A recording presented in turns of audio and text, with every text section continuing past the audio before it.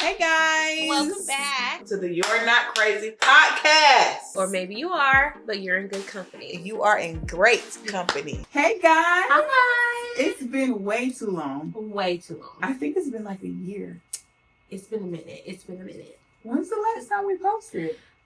I'm afraid to say what I think because it's really bad. I think it's been almost a year. I think it's been almost a year. Yeah, it was like around before spring break, actually, I think. Yikes. Of last year? Mm-hmm. Your face. Okay. Well, guys, welcome back to the You're Not Crazy podcast. But if you are in great company. Great company. So, guys, woo. We're not even the same. Like, we're No. changed. So many things have changed. And I think I'm most excited about the fact that we have had people literally waiting. They're like, whenever y'all put it back up, then we're going to watch. So I'm excited for those who like really followed this journey and like want to see more. We have literally talked every single month. Okay, we got to get back on the podcast. And then finally, I think in March, end of March, God gave us instruction on, or it might have been the end of April. I think it was. Yeah, God gave us instructions to start back in June. Mm-hmm. And so we're back and having the hard conversations. Mm-hmm. And we have had some hard conversations amongst us. Yeah. And I would dare to say that it has made us closer and stronger and more self-aware of ourselves. I think we're going on about almost 6 years now of being silent best friends.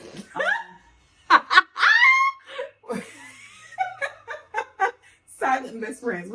We've always been friends, and there were times we were closer and then times we weren't, but we've always saw each other as a friend. Yeah. But I would say since we've gotten close and like established, okay, yeah, you're my best friend. Yeah, it was probably 5. Yeah, the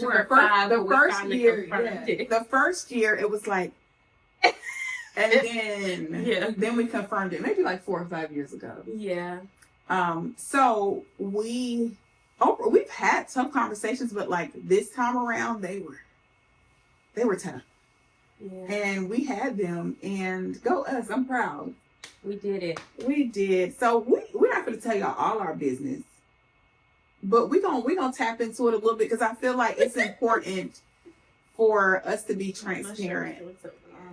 Continue. Sorry, my shirt's doing something here. Sorry, guys. It's giving Keke Palmer and did you see what she? Wait. Do you remember? Okay. Do you remember when? Okay. TK showed me this. Lisa Knowles. Is that her name, Lisa? Oh yes. And she like effortlessly just distracted. She said, "I thought there was something going on."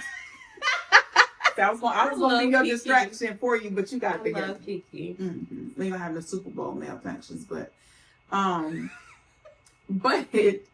think it's important that we are transparent because, first of all, even if you're like, I don't have no best friend, or I'll be by myself, or I don't have those issues with my friends. I think you could still relate because what we're talking about is relatable things, and so. I'll start by saying I struggle heavily with people pleasing, and I think I struggle with it the most in my friendships. Mm-hmm. I would have to say, because with my husband, I want to please him, but I know that he loves me to my core, and there's not much I can do that's gonna make him be like, I don't do with you no more. You know what I'm saying? And vice versa. Like my husband, he do some stuff that I be looking at him like, you know what I'm saying? But I ain't going nowhere. You know what I'm saying? And I know that. But like within my friendships, because I suffered a lot of friendship trauma, where people just simply took advantage of my good heart. And that's not trying to play like I'm the victim. I'm not perfect. I make mistakes as a friend. But one of the things that I think some people in my life realized was, all I have to do is act like I'm upset with her and she'll do what I want her to do. Mm-hmm. Bet I'm going to do it every week. And literally, I had one friend that would literally every week it was something. And so that trauma stayed with me until my adulthood. And so at 35, I'm 35. It was the way that you were like, wait a second. Mm-hmm. You're 35. Mm-hmm. It's okay. I'm at 35. I have come to, thank you. I've come to realize moments where I am struggling with it and I can like catch myself. But y'all, sometimes I can get so caught up in, is my friend upset with me? Did I say something or do something that I can't even finish my daily task because I'm like trying to do it, but my brain is so wrapped up in like, what did I do wrong? It ruins my day, literally ruins my day. I will be in my head. I had a situation happen recently with a friend I'm really close with. And we were talking back and forth and she expressed something. And then she went silent for a minute because she was busy. And I'm like texting her back and my heart is racing. I'm like, what did I do? Like, what? Oh my God. And I'm like upset. And I got so upset with myself because I was like, Tam, you too big for this. Number one. Number two, why are you allowing this to stop you from your daily functions? Like, okay, you can acknowledge the fact that this hurts your feelings. You can acknowledge the fact that you're concerned and you're worried or even anxious about what you could have said or done to hurt your friend. But at the end of the day, Tam, you remember every time you get a chance to talk, express, it works itself out. I think for me, when I'm deprived of that moment to express and like share my heart, I think my biggest things is what's happened to me in the past is I was never given the opportunity to express my whatever it was. And it was just, you're this and I'm leaving. Not well, why did you do that? Because I don't understand that hurt my feelings and why, and I can say, oh, well, first of all, I didn't know it hurt your feelings. Second of all, this was my thought process. And so anytime that there's conflict going on with me and a friend and there is space in between and I don't have a chance to verbalize, because I'm a verbal processor anyway, it leaves me in shambles. I'm just like, and so Holy Spirit literally has to walk me through those things and literally hold my hand, precious Lord, and take my hand.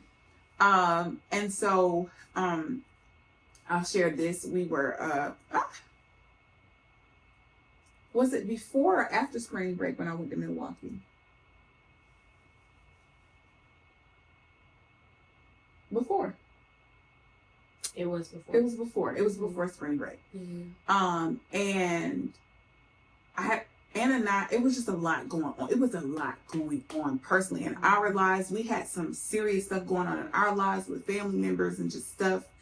And then we were in that like end of the year cycle where it's like, okay, testing, we got to get the kids ready. We're in our heads as teachers, like, did I teach them everything I did? I prepare them? Like, we're in our heads, and then we got spring coming up, so it's like spring cleaning. I got to get the kids' clothes out, like rearrange everything's shifting, everything's changing. This is around the time where children are getting sick, just all the nastiness, all the things. On top of, we had been away, like, I think we had been missing each other. I think you were gone for like a day or two. Well, no, I was gone and then you were gone for a day or two. It was just like a here, there. And I'm almost pretty sure that our cycles had linked. So we both were like dealing with PMS. Yeah. And so it was just a lot of just not having moments to just talk things out or even just having moments to just sit next to each other to feel each other's energy to go, okay, she's good. It's just whatever. And I got in my head. I went to go visit a really good friend of mine, one of my girls, one of my really close friends, Hope. And went to go visit her. And I was gone for a week.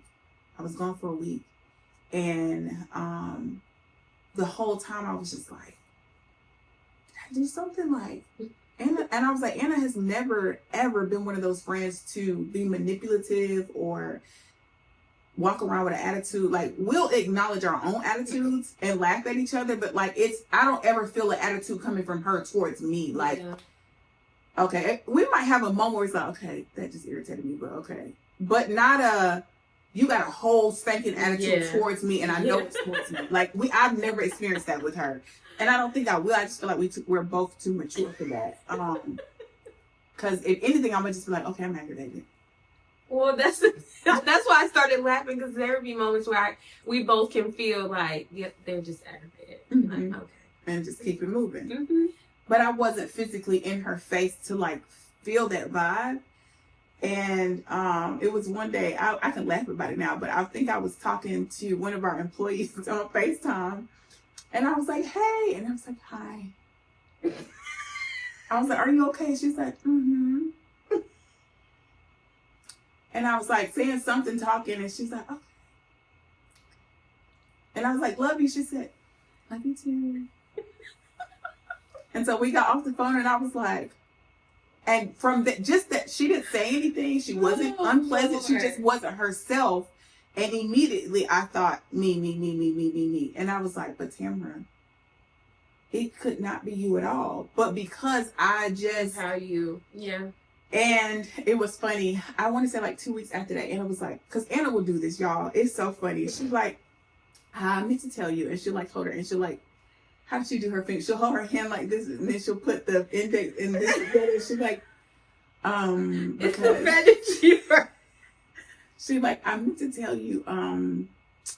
So yeah, the Lord, like, he gave me instructions. So we're going to have a retreat, and we're going to talk. I was like, oh, okay. She's like, we're going on a girls trip. We're going to have a retreat. We're going to talk. We're going to talk about the podcast, like all of that. We're just going to lay everything out, whatever we're feeling for each other. And I was like, okay.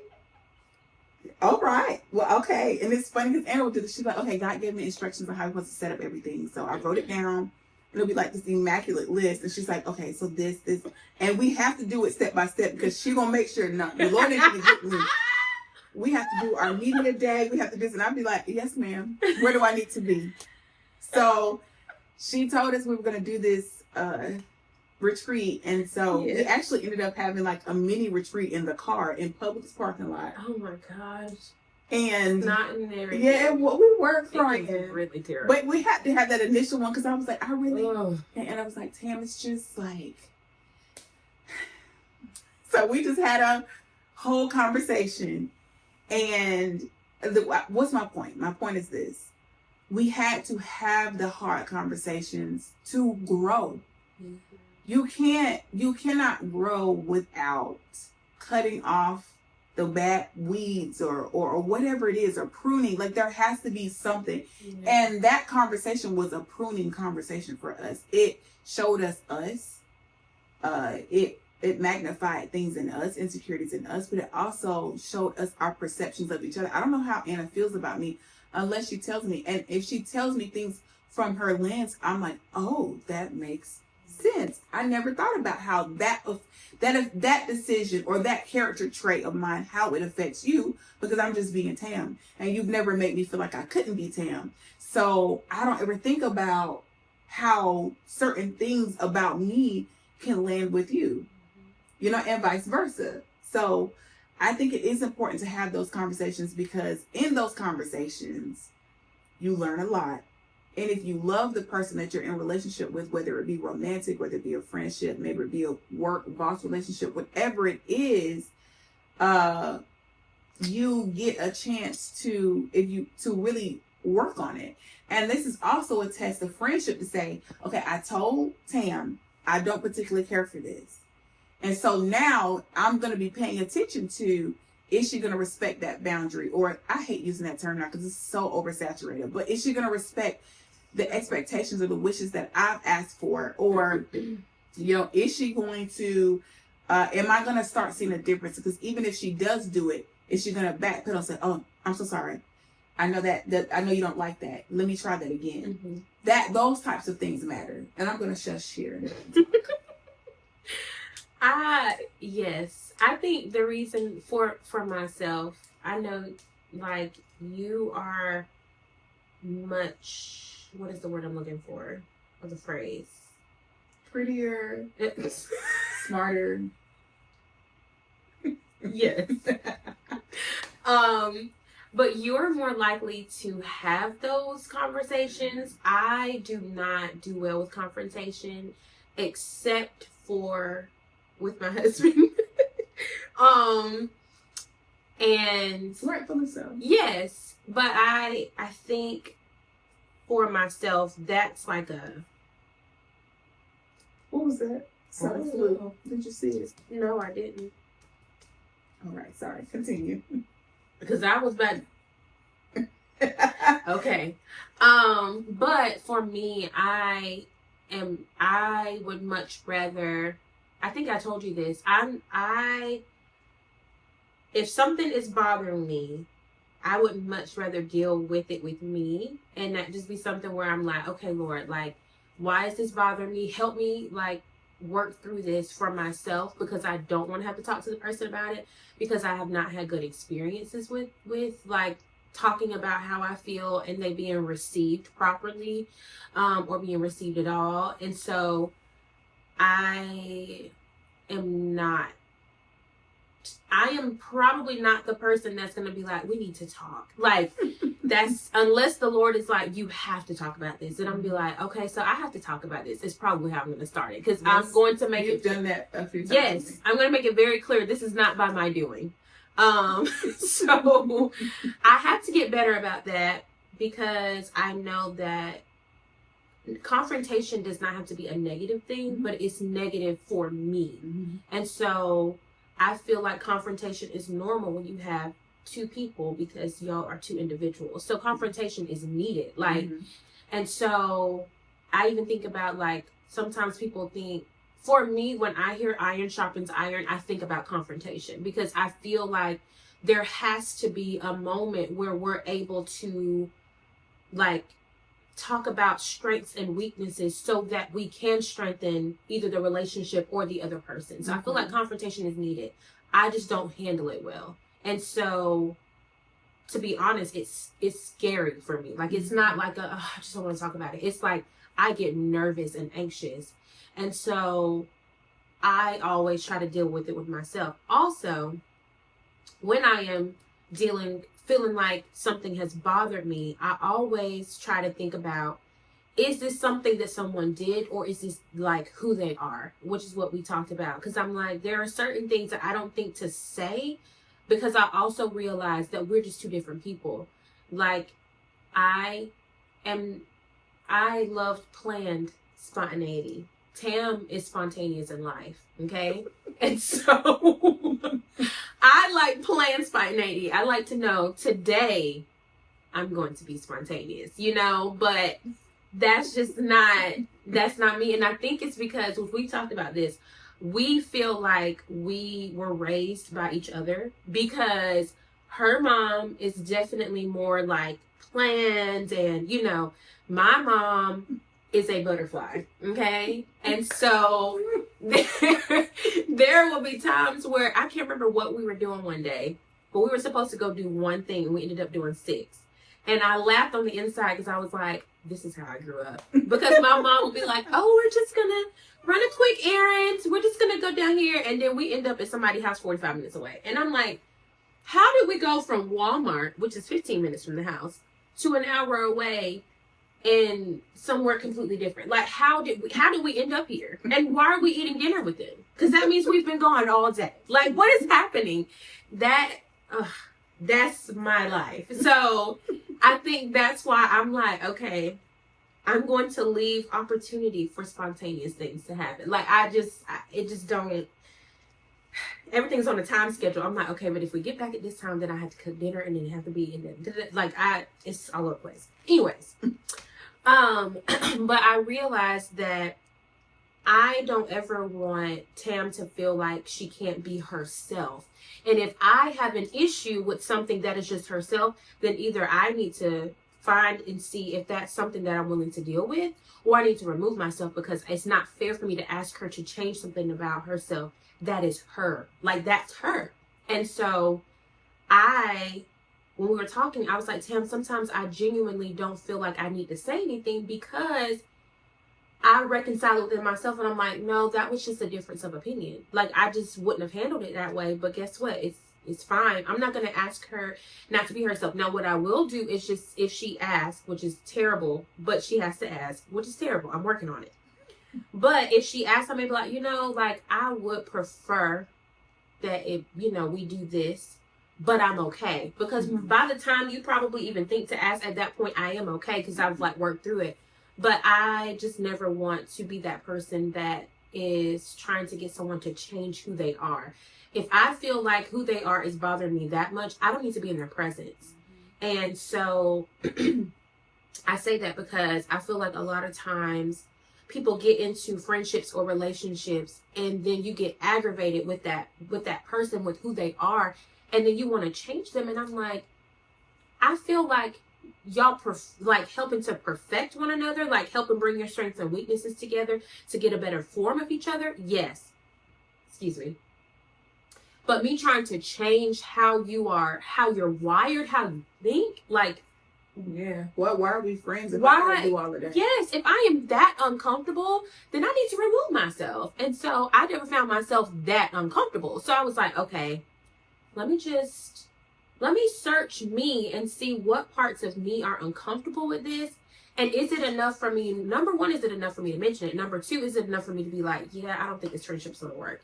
And I never felt that. So I was like, I'm good. Like, I'm over it at this point. And now I know what to expect, but also I know how to kind of, I wouldn't say protect myself, because I feel like that sounds really toxic. But now I know how to maneuver within it. So if I know that we're about to go run errands or we're about to go do something, and I know for me, in my mind, I'm thinking, okay, we gotta get like time or whatever. So I'm like, okay, let's talk about what we need to do, what we need to get, and let's try to see how we can stay on track. Now, this is also the thing.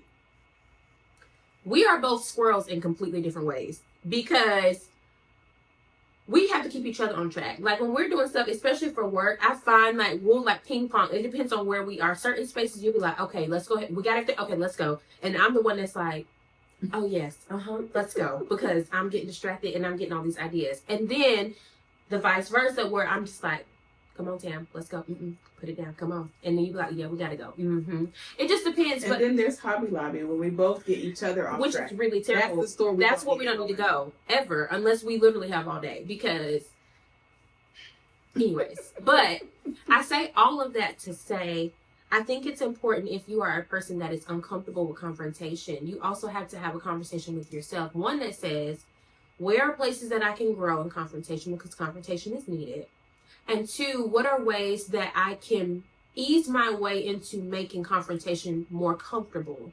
And I think if you have people who are willing to work with you and work through it with you, you'll find ways that make sense.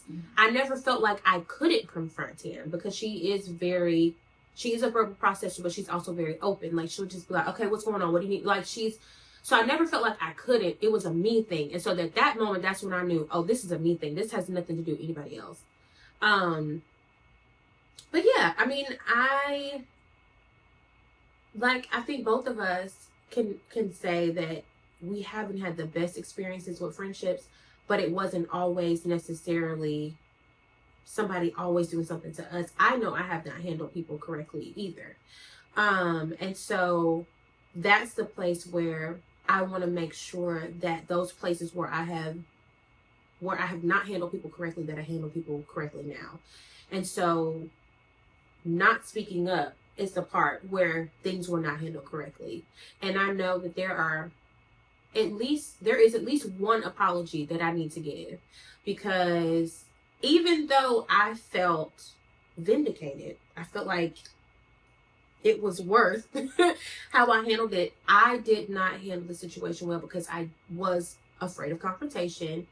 I did not always feel like I could be open to confrontation or open to express myself with this person. And so I just didn't say anything. And so then there was a long amount of time where there was no conversation at all. We didn't say anything. There was no check-ins. It was kind of like, if I saw you when I came back in town, we would speak type thing. And then I get married.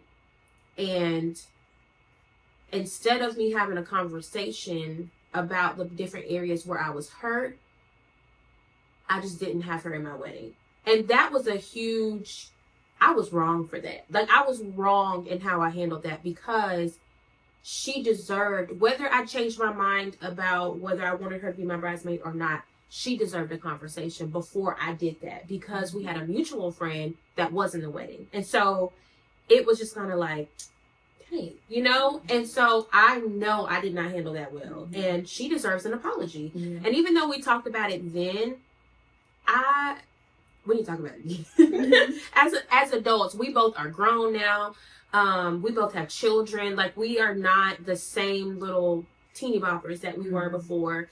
We're not the little 20-year-olds that we were before. We are grown women with businesses and children. Like, it's time for us to have a mature conversation, and she's do that. And so it's also in those places of growing that I'm having to realize that there are areas of my life that I cannot always see myself as the victim, because in somebody's story, I am the villain, and possibly rightfully so, because I did not handle it well.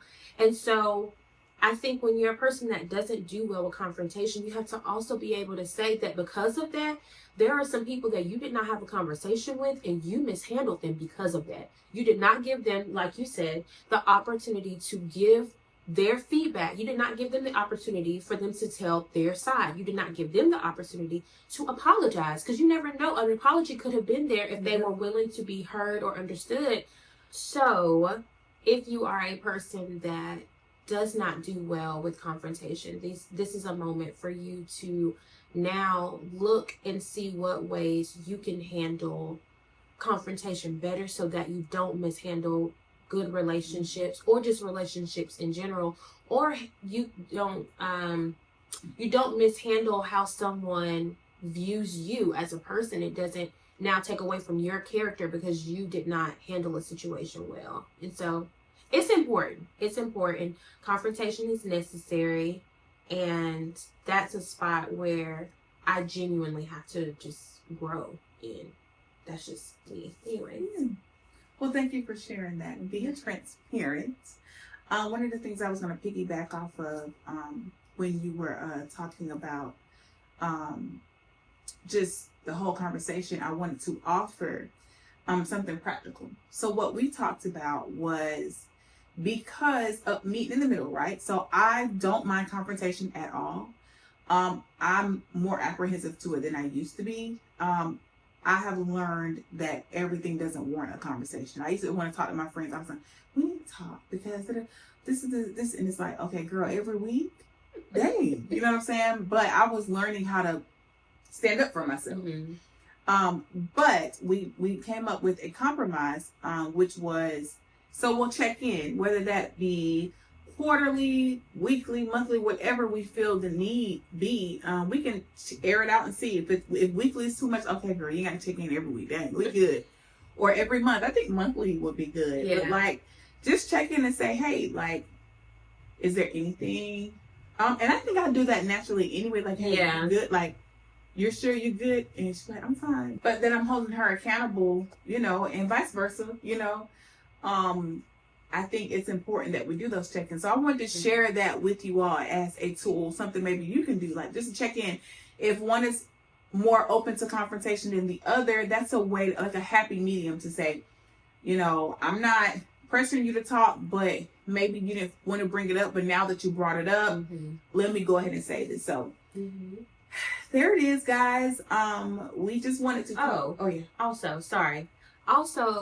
Also realize that in those confrontations, that sometimes it's not necessarily there's something that you guys need to discuss within you, and maybe some things that just haven't been discussed that's going on in life, which is what Tam was feeling when she was reaching out or like saying anything, and I just wasn't myself, was because I was having a terrible week personally. And so her not being there added to it, but it wasn't the reason that I was upset. I wasn't upset about that. I was upset about just everything that was going on. I was having a really hard health week. And then it was just a lot going on at work that particular week. And so what she was feeling was all of that, not necessarily, oh, I didn't tell you that I was upset that you were gone for a week. That was honestly a crumb compared to everything else that was going on. So those check-ins sometimes are a good opportunity for y'all to just discuss what's going on that y'all haven't had a chance to discuss. I think what we realize is we work together every day. So there's some things that we don't have to that we already discussed because we're with each other all day. But even with us being together all the time, there are still a lot of things that we don't always get an opportunity to talk about. And so also just be open to the fact that sometimes the check-ins is not necessarily for y'all to hash out something that's wrong between y'all. It could just be y'all coming saying, this is our time to now talk about what's just going on, period. So we can now have a better understanding of what's just been going on in just our interaction. Maybe why we haven't talked as much or our conversations have been short, it's because life has just been life and we haven't had a chance for us to catch up. So just another perspective, if you're a person like me, think about the fact that it could just be very well that y'all need to just check in just to check up on each other. So, No, that's valid. That's valid. And I think that's important. It's just communication across the board. And so we know, okay, I know that Anna's not having a great week. So she's short with me. It's not personal. It's she got a lot going on. I think we just talked about this in another community that we're a part of, where we just talked about, hey, like, let's just be upfront about what's going on. We don't have to spill all of our business, but at least enough so we can know where you are. So if I notice that you're absent or you kind of ghost for a minute, or you're short in your messages, or, you know, you might be a little snippy today, it's not personal. This is what I have going on. You know what I mean? So we just wanted to share that with you all. We're going to meet y'all again in part 2. And we are so glad to be back. Yes. Thank you. If you are new here, welcome, welcome, welcome. If you are returning, thank you so much for still supporting us, even though we took the longest break ever. We did. We appreciate you all flooding back and supporting us. Hop in the comment section. Let us know if this was something that was beneficial for you. And we will see you in the next video. Bye.